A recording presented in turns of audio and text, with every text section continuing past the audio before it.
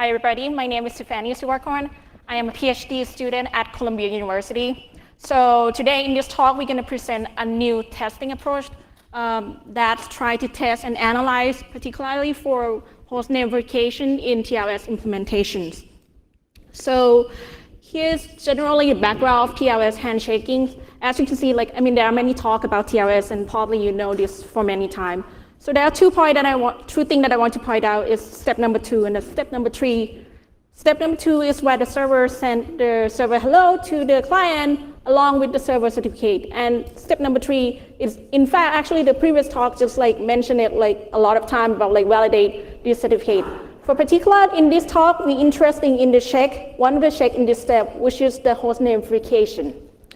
So TLS hostname verification is basically the main idea here is to ensure the identity of TLS server. So basically, it's to check if the hostname that client trying to connect match with the server certificate identifier, which is the server name that located inside this server certificate. For example, here, when client trying to connect to www.example.org, so this is the real certificate that is got sent back from the server. So when client get this, one of the fields that they're trying to look at is the common name, which is where the server name is located in. So he can just grab the host name and compare with this string that is presented in there. If you look closely in the TLS certificate, the server name not just only located in common name, but it's also located in subject alternative name, which is one of the certificate extension that people used to do. As you can see, there are a list of them. So you might think that, so what's the point? At the end of the day, you just get the host name and then compare with this list, and it's just going to be a string compare. Actually, it's actually complicated than that. Let me point out some of the interesting things here. So IEEE have specified a variety of the identifier type that can be presented in certificate. And also they have a particular way to match for each of them. For example, here I'm showing the wildcard here. So you can see that there's a left mode wildcard that is allowed for the IFC. However, there's a wildcard in the middle of level that IFC doesn't allow and not allow for any client attempt to match with this pattern. We also have an international domain name where when it's converted to Punicode, there's the fragment wildcard doesn't allow, but just only the leftmost one. Since it's also support for IP and email, so this means that your hostname verifier have to support this kind of thing as well. So for this case, the only thing that can be matched is the only exact string, so no wildcard allowed. We also have, if you look into the IFC, there are a lot of IFC unclear and unspecified behavior. For example, if you have wildcard in the middle between character, so this IFC doesn't say that, okay, you shouldn't do it, or it doesn't say that this is prohibited or something. So it's on top of that, in order for a developer to make it think correctly, so he has to ensure 2 things. First, he needs to ensure that every IFC, whatever IFC said in the specification have to be implemented correctly. And second, he has to decide about anything that is unclear behavior, and he have to do action on that. So this kind of thing gives you maybe we need a testing approach, right? Like the previous talk as well.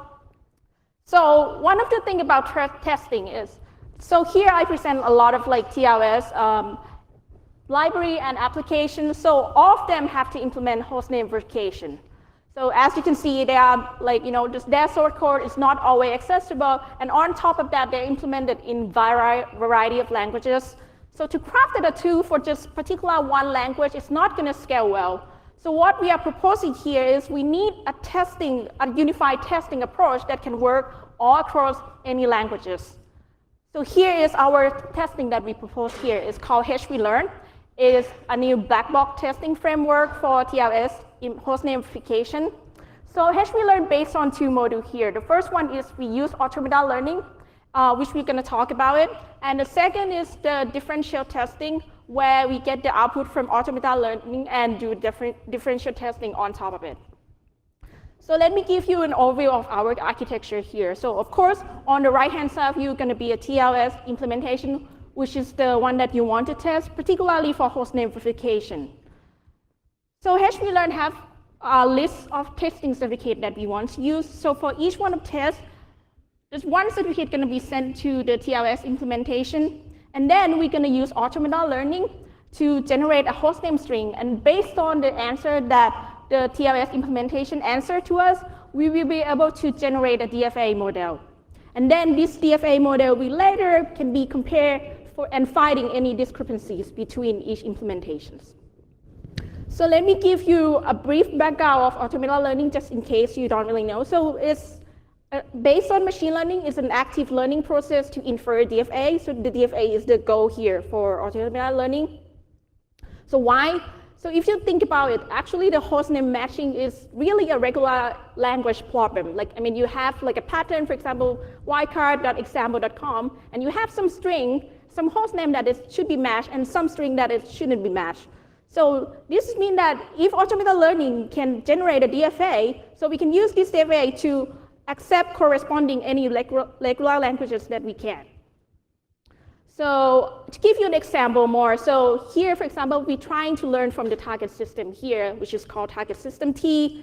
And automated learning will take an alphabet set as an input. So from the alphabet inside the set, it's going to automatically generate the string and then send to the target system.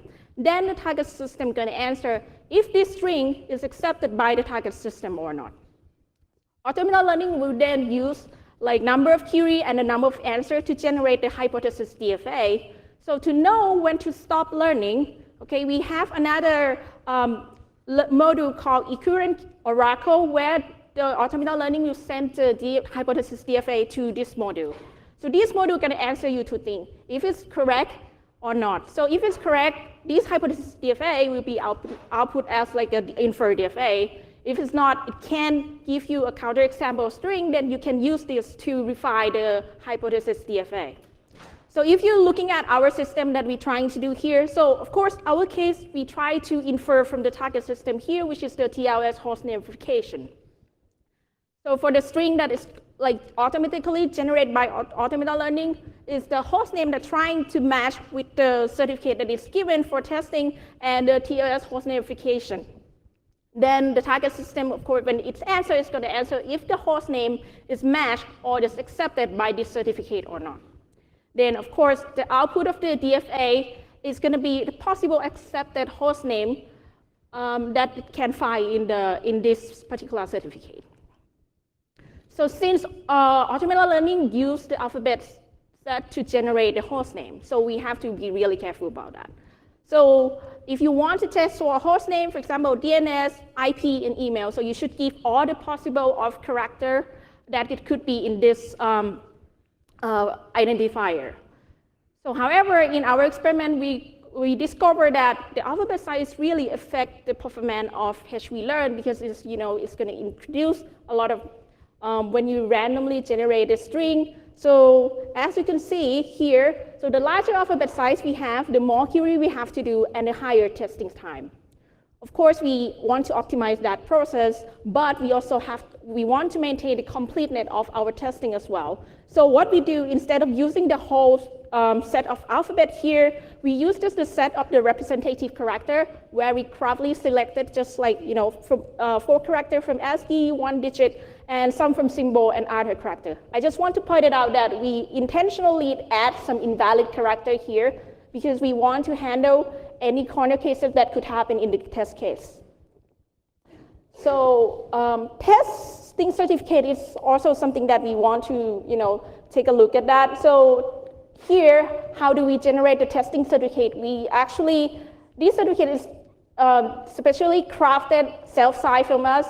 And how do we do that? We just go into IEEE documentation that related to hostname verification and try to extract all the IEEE rule, whether, including the one that is like well-defined and the one that is ambiguous. In total, we have 23 certificates, which include DNS and IP and email. So at the end of the day, HVLearn going to generate you like many DFAs, and each DFA is represent the possible accept hostname for each implementation. So, how can we do about that? How can we efficiently inspect it? The easiest way is just like, take a look at the DFA, but, if the DFA is large, this could not be really a good idea. So what I be having in our another component of us is we have the DFA model comparison providing that the goal here is to find IFC violation and any dangerous behavior. So for example, here you have like 2 of the implementation, and when it's output, it's going to output the DFA of each implementation. Then our module comparison here, we feed them to model comparison here, which is based on equivalent algorithm. So from that, it's going to give you a discrepancy between 2 models. So for example, it's going to give you a list of the host name that is accepted by one of the implementation, but doesn't accept by the other implementation. Then, because of the list is not small, so we can inspect it manually and find any IFC violation or any discrepancy. We also providing another mode of, if you are interested. So user can providing an expected behavior from the regular expression pattern. So from this case, if there's like expected behavior, he can provide that, and then our system going to convert it into DFA. And then again, we can use the model comparison to compare between these 2 and find the unexpected behavior. So of course, for evaluation, we examine like the current version of the popular SSL TLS library, and also the application I have listed here. In terms of, we want to evaluate in 2 terms. First, we want to see what kind of approach coverage, how can we do, like compared to the rest of the testing approach. And second, we want to see what kind of bug that we found or any specification violations. So let's first take a look at the code coverage here. So we compare HVLearn with 2 mode here, which is the first one is just like a black box testing. So it's just going to randomly generate a string without any guideline. We also compare our HVLearn with our own implementation of code coverage here, which is based on the gray box fuzzing. So this will give ability for us to specify which alphabet that we want to test. So at the end of the day, as you can see from the graph here, black box testing approach seems to be performing the worst, while gray box is a little bit better, but HVLearn is performed way better than the other 2 for this kind of tasks. So in fact, HVLearn can achieve like 11.21% higher code coverage than the rest of the 2 guys. So for the result here that we want to show after we inspect the result for model comparison, we come up, we check with the IFC.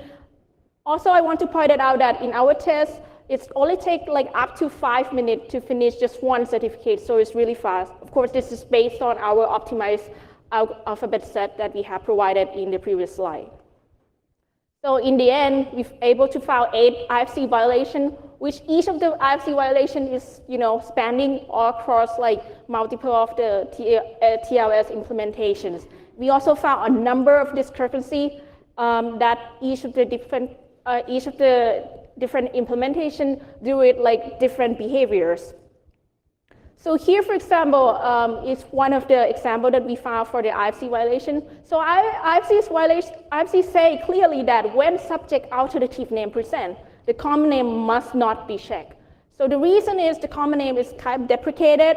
There's no strong format in the restriction if you look into the IFC. And also we can find that there sometimes can contain like an arbitrary string, not even the host name. So we found that metric SSL violate this requirement by checking common name before checking subject alternative name. And additional on top of that, we found that GNU TLS, metric SSL, JSC, and HTTP client, they check common name even if the subject alternative name IP is presented. Another case where I think is interesting is when you have an international domain name and wildcard. So IFC say here that it prohibits any embedded wildcard on international domain name. And why? So is this actually difficult to predict the output of the PuTTY code from the international domain name? Here's an example of one of it. And that's why the fragment wildcard doesn't allow, because this could be accidentally matched the other host name that you not intentionally for that. So for this, we found that JSC and HTTP client by default, which means it's not implement the public suffix mixture. Here, they all violate this requirement. Another funny things about we found that there's confusing between case sensitive and insensitive matching. So IFC said that for domain name, it should be matched in the case insensitive way. We found that HTTP client, they check common name in the case sensitive fashion, which is violated. We also found for email, IFC said that for this one, it should be case sensitive fashion matching for the local part. However, the rest of the library do it correctly, except the metric SSL that they do it in the case insensitive way. So to conclude that, we present a HVLearn. Of course, there are a lot of results in our paper. I encourage you guys to check out. And also, there is discrepancy that is not really IFC violation because IFC that doesn't say that. But it could be useful, to take a look and to see, maybe we should decide something about it. So we present HVLearn, which is automated black box testing framework for SSL and TLS hostname verification. So of course, this doesn't require this language independence, so it provides a nice trade-off between expressibility and efficiency. It's able to find the discrepancy and find the bugs, and of course the IFC violation. And finally, discrepancy that we found, we include the whole list in the last page of our paper, so it could be useful if any next version of TLS or any specification maybe want to take a look and then have some decision about it. And of course, we disclose all our findings to the developers, and some of them already fixed and patched and released a new version based on our reported. And as you can see, we provide our source code and the papers, and any example is provided in this GitHub link, and it's accessible online. So thank you so much, and I'm happy to take the questions.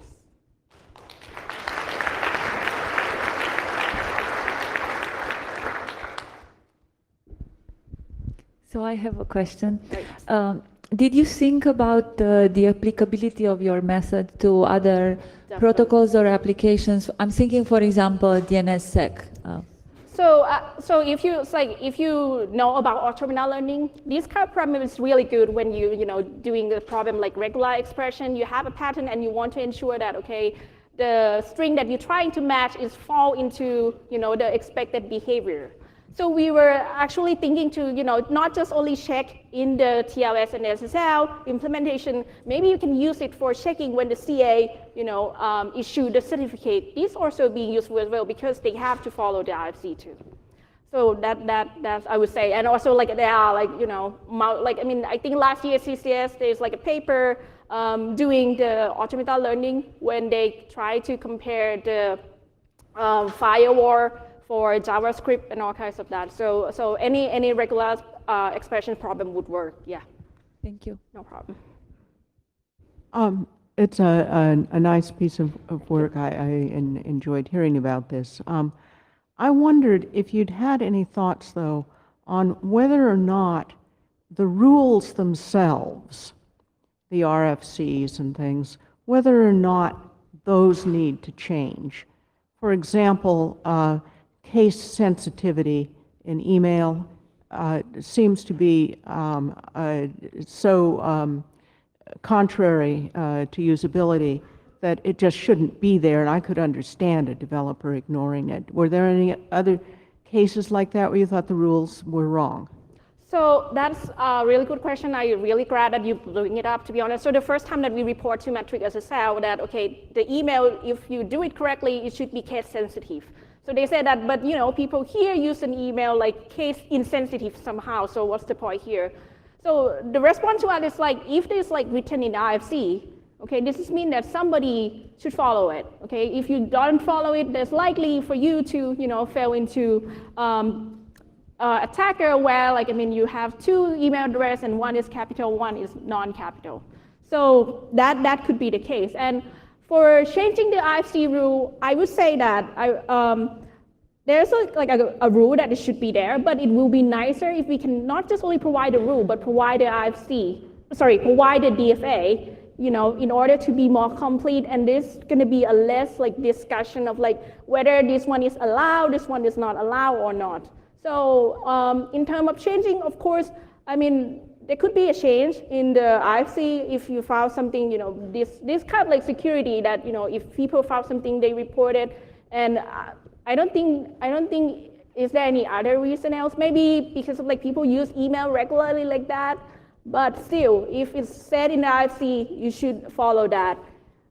If one day the IFC changed that, that's okay, totally fine. So I would say, right? Thank you.